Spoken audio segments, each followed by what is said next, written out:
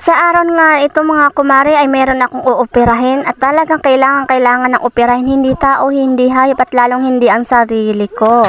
At lumabas na nga pala ako ng aking bahay, dala ang aking mahiwagang kutsilyo. So ito yung sinasabi kong aking uoperahin.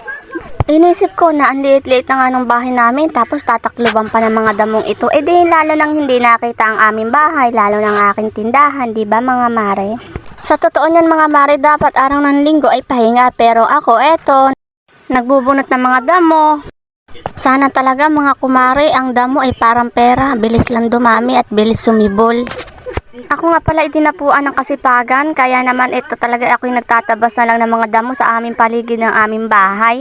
Pero kung ako'y dadapuan ng katamaran, abay iiwan ko na lang ito kahit hindi pa tapos to mga kumare, gayan talaga ako.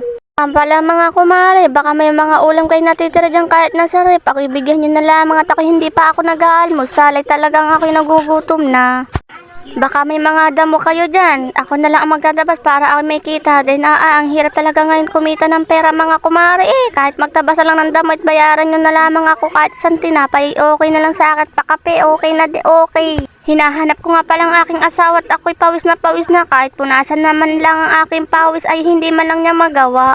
Di kaya na may timplahan na lamang ako ng kape o kaya Milo, ay talaga wala nang maasahan sa asawa ko. Hindi ko na nga pala alam kung saan nagpunta ang asawa ko, kung saan naman yung nagagala yun ang bay hindi natigil dito sa amin, saka aming bahay. O siya, paano ng mga kumare, hanggang dito na lamang talaga at salamat sa panonood sa aking video, balang ari makakabawi din ako, salamat.